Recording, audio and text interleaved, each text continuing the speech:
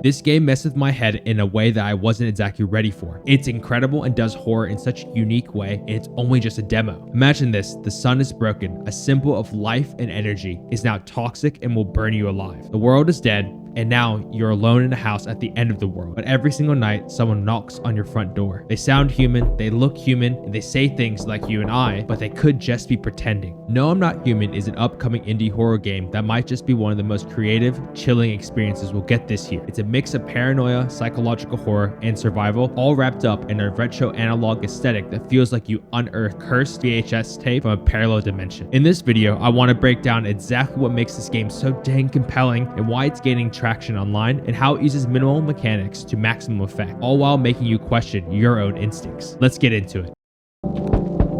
You wake up in your home. Outside, the sun as before, an active symbol of hope and life, is now vaporizing the earth at a catastrophic level. Planet is dying from extreme solar radiation. Civilization gone. Nature absolutely smoke rolled and toasted. All you have is your four walls, some supplies, and the hope that you'll make it through the night. And you're also waiting on the news to tell you something good, or at least a planned future. Then comes the knock at the front door.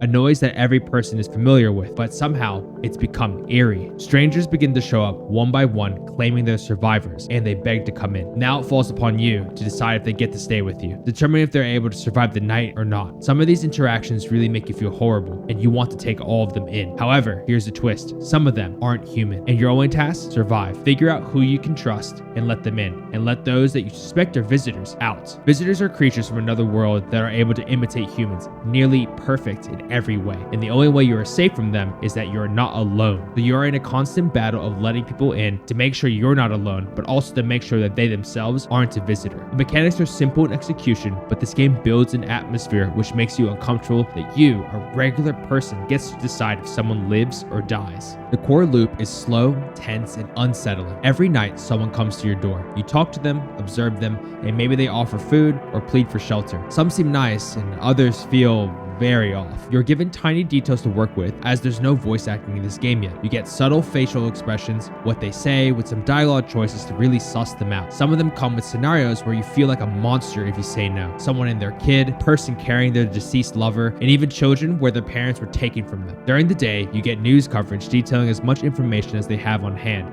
revealing slowly in how to tell who is a visitor. At first, they're too perfect, so they have pure, straight, white teeth, dirt under their fingernails, bloodshot red eyes. Funnily enough, the last clue is they have hairless armpits. Depending on who you let in last night, you can go into their rooms, observe them, and then ask questions. However, to investigate them, it requires one energy. Upon discovering you think they're a visitor, you can actually just shoot them. With this system, obviously, if you let everyone in, you can't thoroughly investigate them, so you would have to choose wisely, and how you would like to rule out if they're a visitor. This game isn't about monsters. It's about how quickly we judge, how fear corrodes our empathy, and how we justify doing awful things, just based on the slightest suspicion that could be proven wrong the following day. I wasn't sure, but I just couldn't risk it. And you'll find yourself saying that sentence to yourself, justifying your actions. And that's the mental state this game puts you in, one where your own survival becomes an excuse for cruelty. And it's so subtle, and you barely notice the shift even happening. This is where the psychological horror comes in, when trust becomes an actual death sentence. Where most horror games throw blood and jump scares at you, No, I'm Not Human takes a quieter, colder, unsettling, just a slower burn kind of approach. It's about doubt. It's about how easily fear can hijack rational thought. It's about second guessing yourself constantly. The consequence you get from letting a visitor in is that you may get to the next day and see body bags, indicating that overnight someone in your house has been killed by another. And if everyone dies in the house, you will also. You're not solving puzzles, you're solving people. You look for little cues, testing your memory, maybe going through the check as your energy allows, but even then, you just don't really know. This game also makes sure that you never really know 100% if they were a visitor or not. And that's what this creates, this creeping dread that builds with every knock, every new person that comes through, and all the subtle pieces of dialogue. One night, you let someone in who seemed totally normal, and the next morning, your house has body bags of a person you thought was really cool, and you feel instant feelings of grief, regret, even stupidity. How could I trust this person? And then you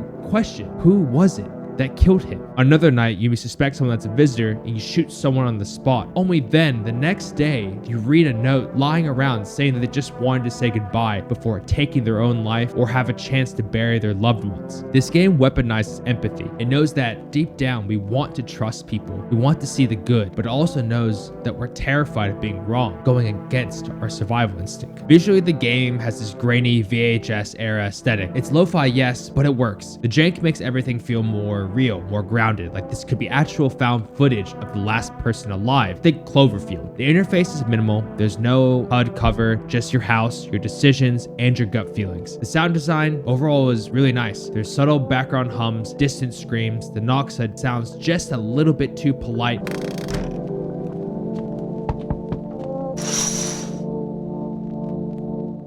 It even adds to the effect that people are trying not to sound weird, but from doing that, they're compromising themselves as a visitor, a creature that pretends to be human. It's uncanny and on purpose. Even the lighting adds to the tension, like the world is permanently stuck in a moment right before something terrible happens. Even the radio tuning sounds are crisp and add to the overall aesthetic and to the horror.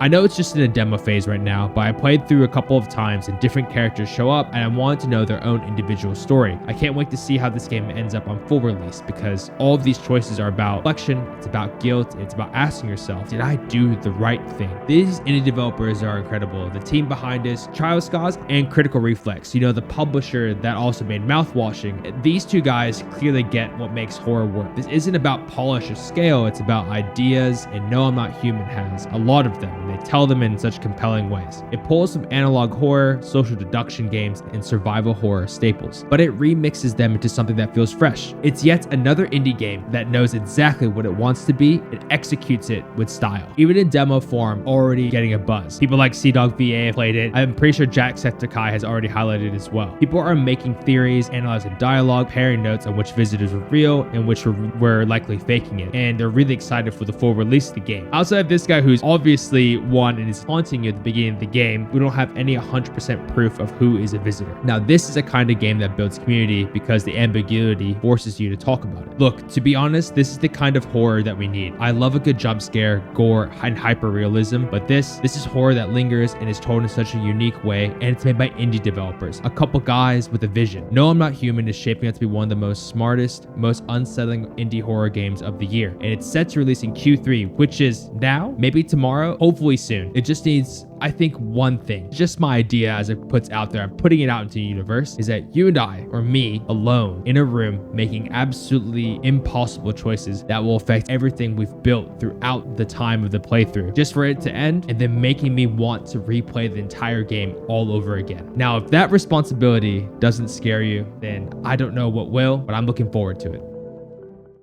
Thank you so much for watching. If this video interested you in the game, please check it out on Steam and wishlist it right now. Again, it says Q3, so it could come out maybe tomorrow or before this video drops. I don't know. If you want more of a deeper dive and you enjoyed this video, watch this video on screen where I break down the horror classic Fatal Frame 1 and how I conquered my childhood fear by beating it.